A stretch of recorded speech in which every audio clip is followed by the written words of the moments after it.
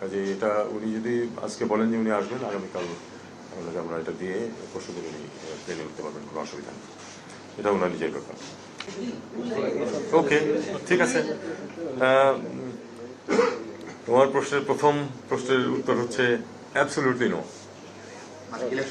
আমার কোনো প্রশ্নই ওঠে না নির্বাচন করা।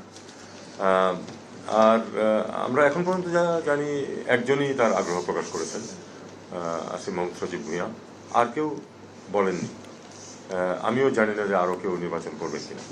তবে এইটুকু যেহেতু জানতে চেয়েছেন, আমি কোনো আগ্রহী নই এবং কোনো অবস্থাতেই নির্বাচন করবো না, এটুকু আমি বলতে পারি। বাকিদের ব্যাপারে তো আমার বলার এখতিয়ার নেই। তারেক রহমান আবার খুব স্পষ্ট এটা, সেটা হলো যে এক নম্বর হচ্ছে যে তাকে যদি আসতে হয় কী পদ্ধতিতে আসবেন। এটা নিয়ম হচ্ছে যখন পাসপোর্ট থাকে না বা মেয়াদ উত্তীর্ণ হয়ে যায়, তখন কেউ যদি আসতে চান তাহলে তাকে আমরা ওয়ান টাইম পাস একটা দিয়ে দিই আর কি, একবার দেশে আসার জন্য।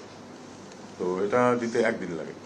কাজে এটা উনি যদি আজকে বলেন যে উনি আসবেন, আগামীকাল আমরা এটা দিয়ে পরশু দিন উনি প্লেনে উঠতে পারবেন, কোনো অসুবিধা নেই। এটা ওনার নিজের ব্যাপার। স্ট্যাটাস বা স্পর্শকাতর এটা উনি বলেছেন, সেটা আমরা সবাই জানি, পত্রিকাতেও এসেছি। আমার জ্ঞান এই পর্যন্ত। আমি শুধু এটুকু বলতে পারি যে বাংলাদেশ সরকারের পক্ষ থেকে কোনো বিধিনিষেধ নেই, উনি আসতে পারেন। খালেদা জিয়া, বেগম খালেদা জিয়া অসুস্থ। উনি যদি এই মুহূর্তে উনি আসলে বিদেশে তাকে নিয়ে যাওয়ার মতো অবস্থায় নেই। যদি একটু ইমপ্রুভ করে তাহলে নিয়ে যাওয়া হবে, সেজন্য বিভিন্ন অ্যারেঞ্জমেন্ট পার্টির পক্ষ থেকে করা হচ্ছে, আমরা সহায়তা করতেছি। যেটুকু যেখানে সহায়তা প্রয়োজন আমরা করবো, এতে কোনো সন্দেহ নেই।